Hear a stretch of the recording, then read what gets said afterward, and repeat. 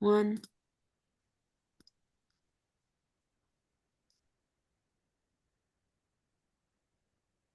We're now live on Channel 8 and YouTube. All right, thank you, Hannah. All right, the time is 4 o'clock on this Tuesday, November 19th, 2024. I am Chairman Justice Graves. I'm going to call this meeting of the Capital Improvements Committee to order. Let's please rise for the Pledge of Allegiance.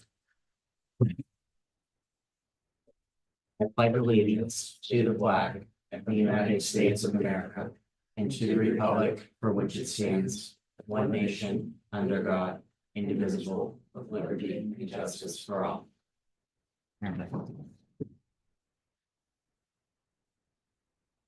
All right, so for this evening, we have myself, Justice Graves, Tim Toth, Select Board Member, Julie Richard, Advisory Committee Member, Daniel Kirby, the Assistant Treasurer Collector, and then Adam Lamonte, Town Administrator, ex officio member. So we have everybody that's on the committee in attendance, and we have a quorum to proceed. The next item on our agenda is review and approval of meeting minutes. The only set of meeting minutes you have in front of you is from the meeting of Tuesday, October 29th, 2024. At this time, I would entertain any comments or a motion regarding that, if anybody has any.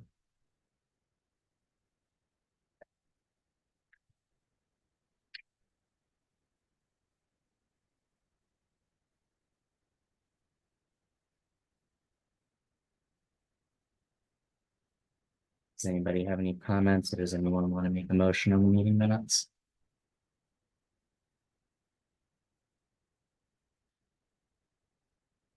I move we accept them as presented. All right, the motion made. Do we want to second it? I'll second. Excuse me. Motion is made and seconded. Is there any discussion? Going once, going twice, 3 times with no discussion on the motion. I'll do a roll call vote. Danielle, how do you vote? Yes. Tim? Yes. Julie? Yes. And I vote yes as well. That was unanimous 4-0. All right, with that, the third item on our agenda is the department presentations. I will let you know that as you see in your packets, we don't have anything from fire. We don't have anything from the other community services departments except for TCTV tonight. And we have the Narragansett Regional School District and an additional presentation from the police. I will look to see if Chief Bennett, do you have a time restraint tonight? I'm just gonna look to see who wants to go first. Or the chief can go. Sure. It's up to him. It's up to him. Hold on. I'm in the middle of LTCs. I have another Okay. one at 4:30, one at 5, and I have a meeting just after the 5 o'clock at 5:15. Okay. I could be real quick. Yeah, if we want to do it now, if the committee is agreeable to that. Fine. That's fine. Okay, Chief, you're on the floor. Okay. First up, you'll see in your packet is to replace the flooring at the station, which was a cause of the humidity from the faulty HVAC system. You will see that we have an estimated cost of $37,912. That'll be coming, like I said before, this is formality because it has to come before capital because it's over $10,000. The funds would be used out of the opera funds that would be left over. They have to be accounted for by December 31st. And also whatever else, if we need more additional funds, is a building account that has roughly $27,000 in it. Okay. All right, do any committee members have any questions for the police chief on the flooring? Any comments? Tim? Chief, I do have one question for you Yes. through the chair. Is there any possibility this is a warranty type issue as the building is not that old? None. We've already taken the company, not to court, but we settled. And there are no warranties that we can get off of the money that's in that account. We additionally got $20,000 or $25,000 from the company. And that was pretty much the settlement for it. We would have to sue them, which I don't think the town wants to do because that'll cost a lot more money than doing it this way. Thank you for that. Thank you, Tim. Danielle, Julie, do you have any questions? Adam? No? Okay, and Chief, I have no questions. We also have the seal coat station drive and parking area request that you have in there. So this is preventative. A lot of the times in the town, we don't do this. And since we have the funds and it will fall within the thing, we have, and I actually had a quote come in that I can send over to you. It came in late this afternoon. It actually came in at 10,000 to remove all vegetation from any cracks of a size of 1/8 of an inch or larger. Also to put 2 coats of seal coating and repaint all the lines within the parking lot. And it actually came in below, it came in at 10,000, so it's just at $10,000. Okay. All right. And just my question to clarify, you're looking to use ARPA funding for this one as well? Is that what? Yes, and if we do go over, because there's the money we have to expend is roughly $107,000. So that's gonna cover the cruiser that I presented, the flooring, the Beltronics that we had spoken about last time, and this seal coating. All right.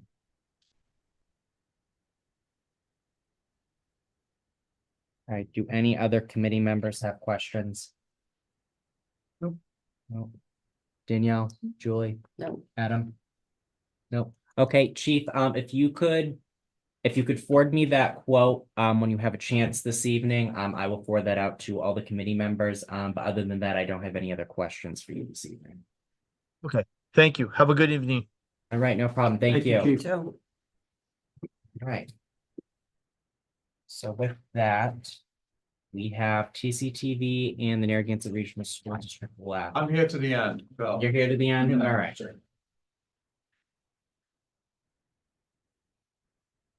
Good afternoon, everyone. Afternoon, Dr. Templeton. Well, in your package, you should have a total of 3. Yeah. Okay, so I'm not sure how they're presented in your packet, but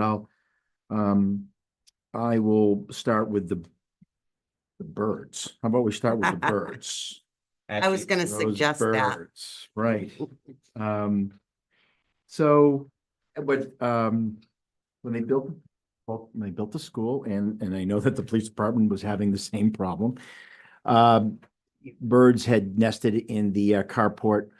And actually at the same time, they are in what, the groove that is around the school, which is an expansion joint, for lack of a better word. And those birds are in there. Yeah, birds do what they do. But actually what we're really worried about, are bats. Because after birds come bats. Apparently, this is not my area of expertise. I'm literally just letting folks know what they have told us. So really kind of following suit, the way we can take care of that is really install stainless steel permamesh, which is almost like those old pot scrubbers, basically make it, impossible or very uncomfortable to be in such a tight space. And the estimated cost for that project is $12,676. Again, the birds are cute, and yes, they do what they do, and they are starting to get on some of the equipment, the playground equipment.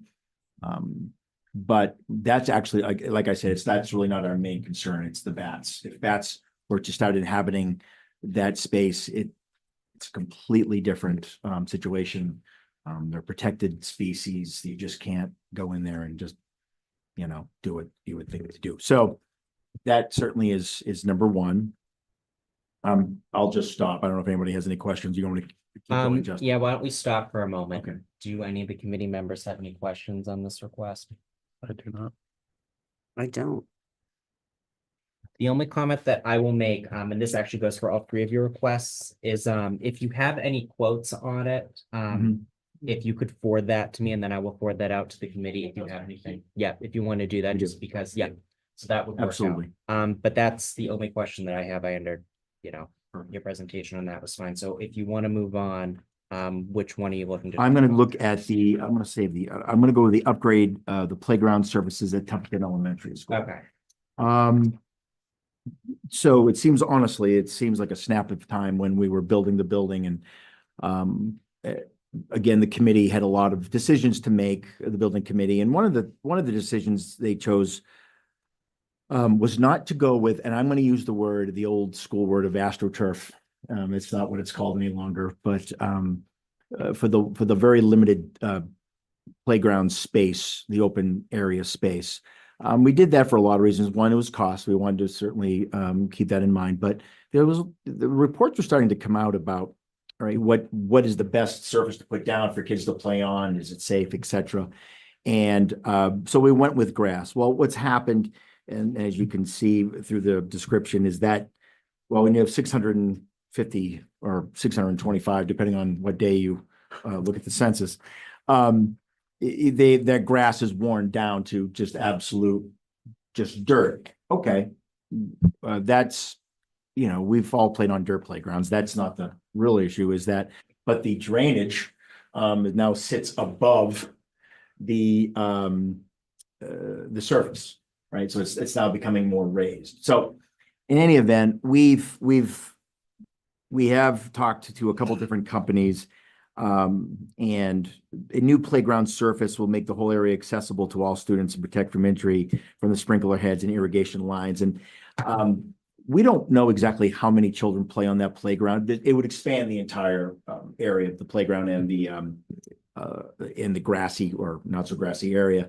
That playground is being used probably 12 months of the year. A lot of kids use that even when school's not in session. So there's a lot of wear and tear on that area because it's the only place to play.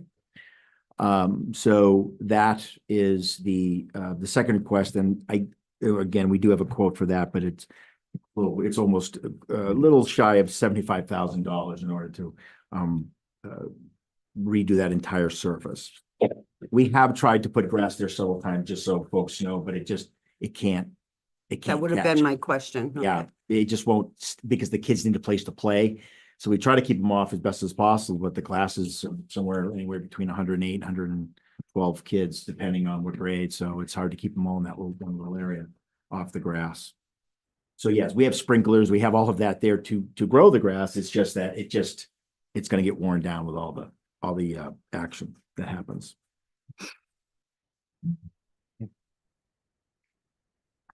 Any committee members have any questions, or are you set with your presentation on that, Dr. Kevin? I'm good. As long as there's no questions. Good. The last, when Actually, wait, Danielle, do you have any questions? No. Julie? No, thank you. Adam, are you good? Also, you're all set. All right, you can keep going. the last one, we chased for quite some time. So a lot of this had to do with COVID. So our entire building is run off of a energy-based management system. Computer runs, whether that be fortunate or not, runs all the air, heating, fresh air, all of that. And what we've come to learn is that it's now almost end of life. So as we write here, but the current building management software will no longer support and need to be updated. There will be no more supports left. So we're going to have to invest in an updated software in order to continue and operate the HVAC system. And so was there a warranty on this? Well, certainly, but is a 90-day warranty or 180-day warranty. And I will say that company did come out and do a lot more training than it initially wanted to because they weren't around during COVID. So in other words, this really isn't an issue of the contractor or the company. It's just the fact that the software that's needed to run that entire system is now close to end of life. And the estimated project cost is $98.50. They gave us a rough quote, again, until such time we need an actual quote.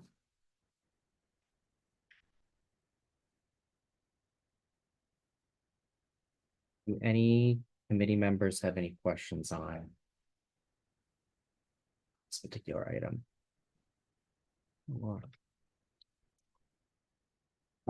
Roy? No. No. Danielle? No. Adam? Tim? Nope. Okay. And I don't have any questions either. Are there any, is there anything in closing that you'd like to say, Dr. Casaban, or is that all? No, that's what we have right now. Again, the projects that we've put forth the last couple of years have just been, obviously, the Templeton Elementary School itself, in the town building, the school. And so, again, 4 years, it's still in great shape. It's just that we're starting to see the wear and tear of 600 and some odd kids going through it, 180 days. So it is, it is that, but it's still a beautiful building inside of it. Just have some bird issues, some grass issues, Yeah, little stuff. a little, quite frankly, and I will knock. Yeah, it has been minor. The birds are just kind of it's just A nuisance. Yeah.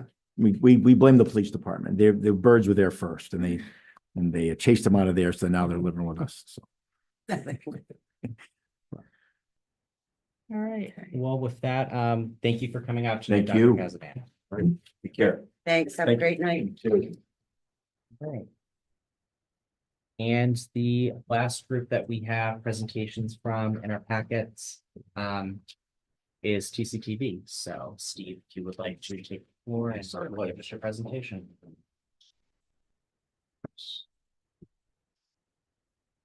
Afternoon. How are you all? Okay, so just a recap, we're an enterprise fund. Our capital usually comes out of retained earnings. That's a challenge now. So all this is going to be dependent on TCTV funding. And in the past, I've said with our capital, what you're looking at is usually a multi-year plan. And we just like to have the flexibility because you never know what you're going to need year to year in our business. So I don't dare think that we're going to get all of this, even if it's funded well. And I know that there's talks about funding it through some parties. I don't get into that today out of respect for them. So I'll just start with the first one. This is in every year. We're going to put in 15,000 for miscellaneous upgrades. This could be tripods, cameras, microphones, things that we need. We may find that we want to replace all of these microphones.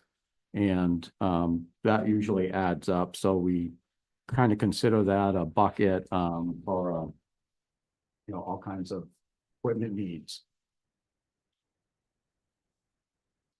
And I think we rarely use it all.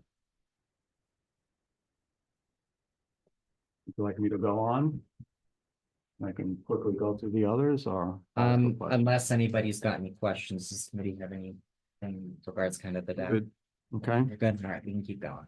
The second one would be for Montechusett.tv website upgrades. We're at a point where we've got a good audience. It needs an ad platform. That's usually a $10,000 bill. We're hoping we can get on RFP for partnerships, and our website developer will want to partner with us on that.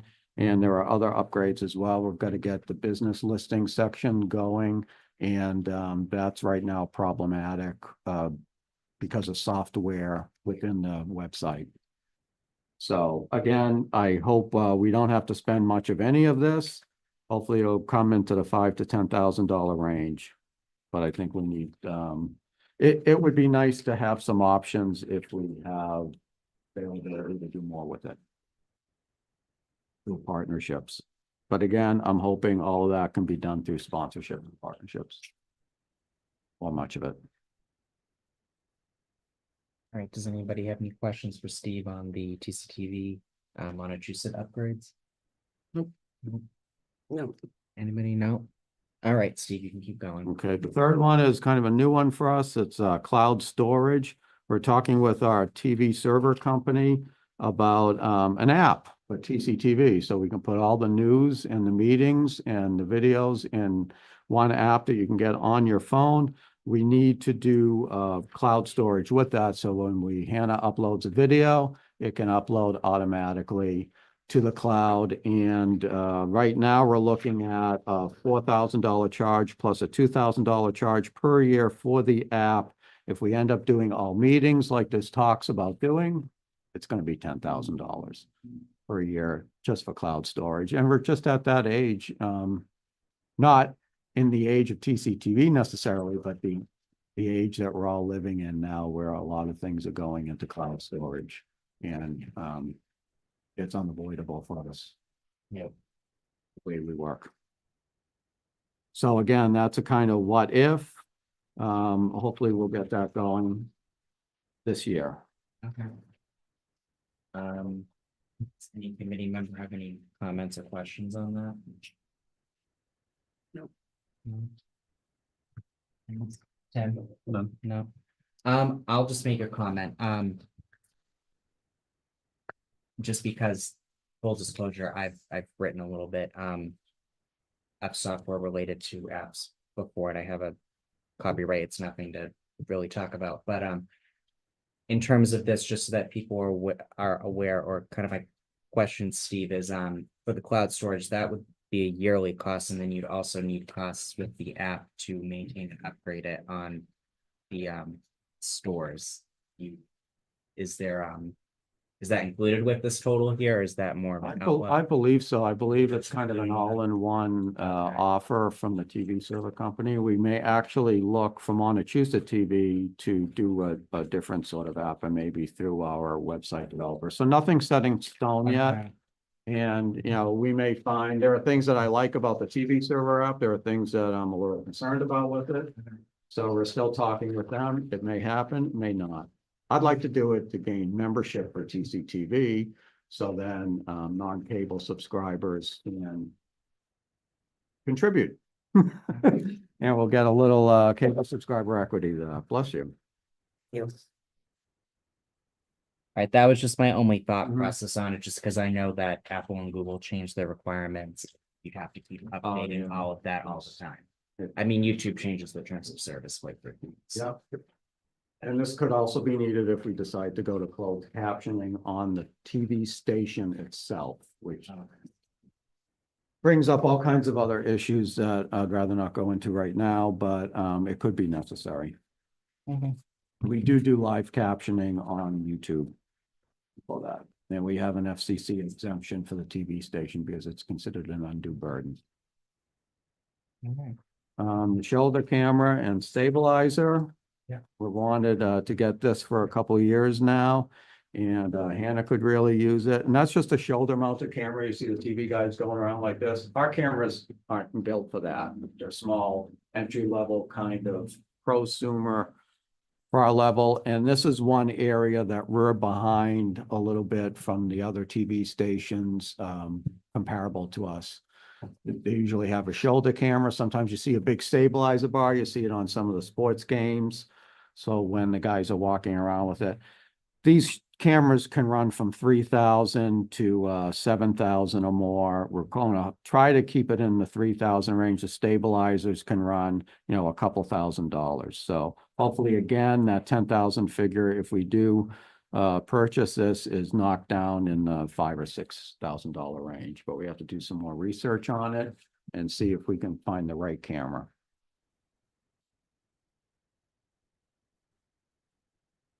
Any members have any questions? You know, All right, Steve, want to go to the next one? Okay, the next one is a 3-camera switcher. If you would, I'd like to request that the title be changed to 3-camera switcher system. This has been on our capital budget for several years now at $15,000. Typically a 3-camera switcher would be, for instance, let's say we're doing a talk show and Justice and Julie are on the show, and there would be 1 camera on Justice, 1 camera on Julie, 1 camera on both of you. And we would do what's called live switching. That doesn't mean it goes live broadcast, but someone would sit here and, okay, the camera, Justice is talking, the camera's on him. And Julie's talking, the camera's on you, Julie, and then maybe pull out and the camera's on both of you. And that's called live switching, and you can record a show, or at least the base of a show from that very easily. And again, this is an area that we're behind other stations on. Most TV stations, municipal TV stations and public access TV stations have this ability in their studio. They can be very expensive systems like the one closet that we used to use, which is, I think, came to a vicinity of $30,000 with the cameras and everything else. But for instance, our TCTV news program is a 10-hour edit in post-production. That's absurd for what that is. We could cut 5 to 6 hours of it with a 3-camera switcher. Some of them are available now for under $1,000, which is great, but they have different feature sets. And I just want to make it a system because you've got to buy other things with it, like a really powerful laptop that can process 4 video feeds at once. Right? And you've got to have this whole setup and monitors and cables and maybe microphones and that too. So it can become very expensive. Hopefully, again, we hold this down to, you know, in the $5,000 to $10,000 range. And we want something too that we can throw in a case and take out into a field. And we're talking about getting a little cellular encoder and be able to broadcast anywhere there's an internet connection. Which should be good for our video production business. So again, we're a little bit behind on this and the shoulder camera. And HD, and that's a different matter. Steve, correct me if I'm wrong, but we've talked about the 3-camera switcher. You've presented that a few times, haven't you? Yeah, okay. Just want to make sure. Does any committee member have a question on this? Nope. No. Anybody? No? All right, Steve. Okay. The next one is called digital signage, and I would request that that just be changed to signage and construction or installation of it. We're working with EDIC on an approximate $40,000 to $50,000 project to bring signage into town. Welcome to Templeton signs, multi-directional signs like the old MASH sign you saw on the TV show, only nicely done. Possibly for the town commons, and a digital sign or 2, maybe for in front of town hall here and in Baldwinville if there's space. So the EDIC may sponsor one set of that, and this would be for another set. And again, this would have to be sponsored by somebody or partners available, but I think it's good to have a line item and it's good to have a pool in case, for instance, we need to pay construction costs or installation costs or electrical costs from that. And again, I don't know if we're going to have the money, but if somebody else wants to sponsor it, then we have a line item. And that's my theory behind it. I doubt that TCTV will have the money to do it itself. Does anybody have any questions for Steve? Julian? Yeah. Danielle? Nope. All right, you can keep going, Steve. Okay, the next is an Apple Mac Studio or Pro. If you know, the Apple computers can be pretty expensive. We're getting into 4K resolution now with what we do with 360 video. And, you know, the TVs you're looking at 1080p. 4K is the next step. Our colleagues at other TV stations that are using 4K, I'm not talking about Channel 5, I'm talking about municipal public access stations that are starting to use 4K, report huge storage problems with it because, you know, video takes up a lot of room. And anyone who's put a video on their computer probably sees this. We've had to purge video over the last couple of years and have had a couple instances where some of our producers come to us and say, do you have that raw video that we took of the Play Outside Day from last year? And it's like, oh, we deleted that because it's taking up too much room. And we're shooting in 720p. So we start shooting, we're already shooting 360 video in 4K, and I had to buy a couple of really powerful computers for that. I don't know if we'll end up going to these $13,000 to $15,000 Apple Mac Titanic towers that they have like this, but we may need an archive type server like that, especially as we have numerous people working on various video projects. And the software is difficult to translate computer to computer because it points at things. You don't have everything right in the library there. And if we need to get into, say, a project that Erin is working on or a project that Ian is working on, we have to get out that computer, get in there, get into that. And it'd be nice to have one server where it all is in place and we can all work on it. Again, I don't know if this is for us. Gage, Pacier and I, our cable chair, are talking about this. We may settle for, a far less expensive archive server with a VPN. But we don't know how everything's going to work yet. So I figured I'd put this on as a big what if, and I think I even put it in for fiscal 27. So we're not looking to do anything right away with it. And I'm actually hoping we stay away from this because I don't want to have that expense. But with, you start dealing with 1080p and 4K video, everything amps up, especially storage and especially processing. Some of our colleagues are using computers that use 128 gigabytes of RAM. That's not storage. That's on, most of your computers. That's an 8 gigabyte computer. All right. I won't buy anything now for video production under 16 or 32.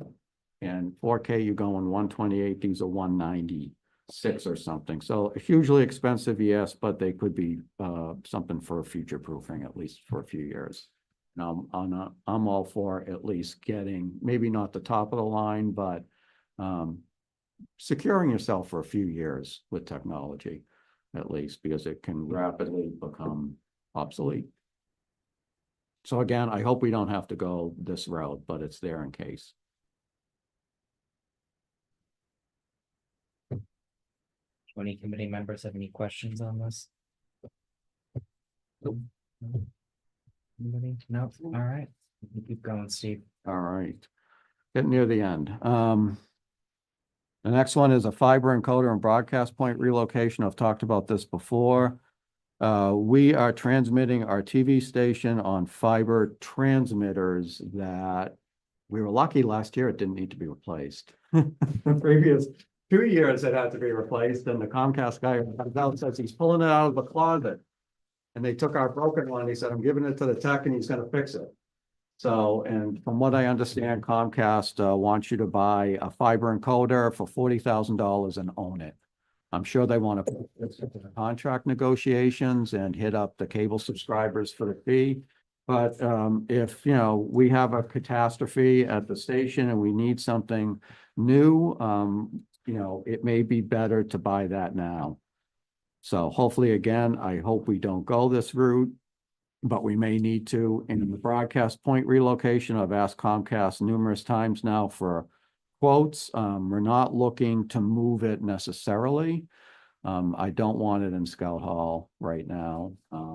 This building is an option, but that has some unattractive features too. It may end up moving just to emergency response if we move it at all once they have their building done. But that could be, if we move it across town, it could be $20,000. And I'm guessing because they won't give me a quote. And I know it's because they want to push it to the contract negotiations. So we'll see how that goes. But again, that's a big what if. And it's also here because our station broadcast location is in a flood zone. Below anything that was decided that it's dangerous. So I think we should at least put a line item in and hopefully never use it.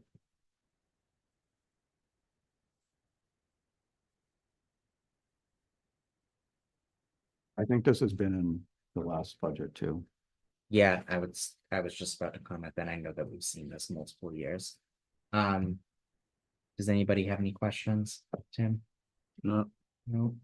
Anybody else down the line? Yeah. All right. And the very last one, justice and full disclosure, this includes your residents. We have 4 residences where cable does not pass. And I am not for paying for this out of capital because we never have. But I don't know if there's a grant that may be available that is reimbursable. And the last quote I had from Comcast was $23,000 for Queen Lake Road, 3 residences there.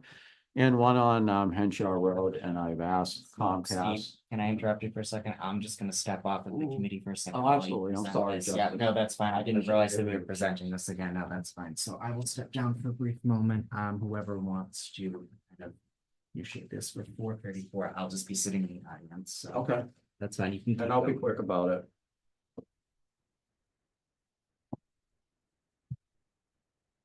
So again, we're hoping that Comcast gets some grants. I know Mr. LaMontagne wrote a letter for Comcast. I think it was for the Gap networks. Well, the middle mile, which we think they may be eligible. I have a question into our Comcast rep to see how that's going. He hasn't answered, so I am assuming they don't know yet. But we're gonna be trying to press them on getting cable passed on these roads. And one of them, the one that I'm upset about the Queen Lake Road situation because I met Justice's family back in 2010 looking for this, and we were trying to get it. So we're pushing Comcast on this again. And the one on Henshaw Road is Millie Henshaw's residence, and Ralph Henshaw was very instrumental in the library. So we've got, some ex-public officials and public officials that don't have proper broadband. And it should be for any residents too, but it's only here if we get a reimbursement grant, in my opinion, but that's just me because I don't think we should pay for it out of capital, but you don't know, you may have to, and it should not be my final decision.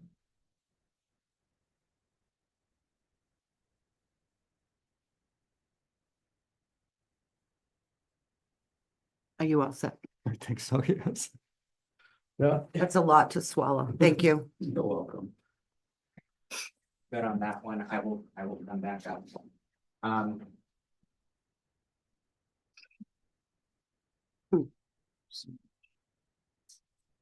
just for people to be aware, I know that Steve just mentioned it, but I just recused myself because one of the roads that he's talking about at 90 Queen Lake Road, I live at one of the residences that he is discussing. So that is why, and on this item, I will not comment on. So with that, you did have kind of a summary at the back of this, Steve. Just to show you the whole universe of our capital, and where we drew some of this stuff for. And the second page is stuff that's not even going in any kind of capital request for our budget or anything that, some of it would be WBI may build a black box studio at its new place in Gardner, and we're talking with them, but a lot of that's gonna have to come from them or grants. We're looking at digital lab grants for some of the things we're doing with 360 cameras and VR. That's gonna have to come out of grants, and the last thing down there is via the Comcast, likely via the Comcast contract as well. If that's at all possible, and if it's even relevant by then, I don't know.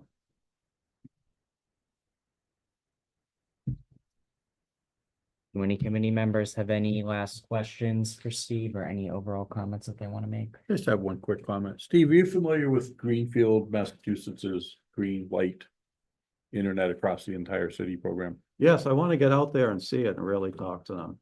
I have an article. It's a little stale and dated, but I will send it to you. Okay. That kind of outlined where it went, and it actually made some nationwide coverage where the town built their own. And the big disclaimer, what made it attractive to me was the mayor at the time, when he set the wheels in motion, told them it would not cost the taxpayers a penny. And they were able to execute it. Really? That's Absolutely. excellent. It was all done on, I definitely want to funding talk to them and- then, yeah. yep. And you're not the only one who's mentioned that, so. That I am aware of it. Like I said, it's a little stale and dated, but it's interesting read. So one of those days when I hop in my car, and just want to drive, I'll drive to Greenfield. I think. It's not that far. It is. Yeah. Drive out there. I won't run away. Do any other committee members have any comments or questions? Are you good? Tim? I'm good. You're good. Okay. Okay, you good? Nope. Okay, well, Thank thank you you, all. Steve, for your presentation. You're welcome. All right. So with that being the last presentation, we will go to committee member comments. Do any committee members have any comments at tonight's meeting? Tim? I do. We had a couple of interesting comments come in, and I think some of these probably should have been run through buildings and grounds as well, and not just individual groups coming to us or Okay. entities. I don't know if buildings and grounds was looped into any of this. Because we had their presentation last week. Right. Right. Right, no, I know what you're, right, especially with the projects over at Templeton Elementary School, I know it, yeah. Yeah, no, yeah, these were only transmitted to me, I didn't send, I only sent them out to the committee members, and obviously the people that presented had those tonight, but Yep, completely understandable, and just for the understanding and clarity of the folks out in TV land. Right. Templeton Elementary School is still owned by the town, the school leases it from us. Right. So it is still our responsibility.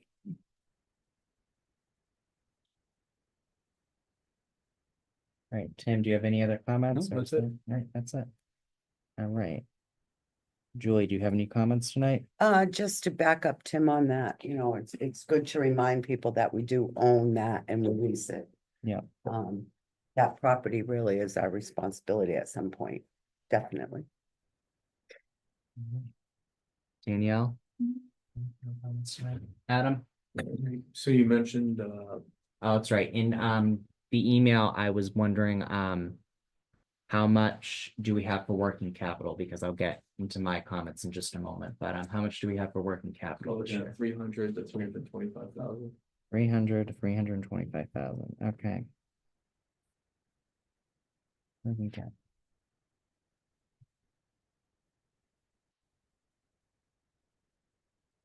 Okay, do you have any other comments for tonight, Adam, or is that it? Okay, so, my comments are just, again, thank you to everybody that presented tonight.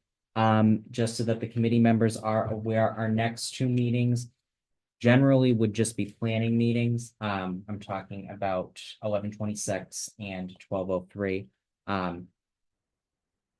During the meeting today, fire was supposed to present today. Unfortunately, given personal reasons, and otherwise, they're not going to be set to present until possibly at our last meeting on December 3rd. They're not going to be ready to present next week. I did talk with the fire chief about that, and he brought that up with me.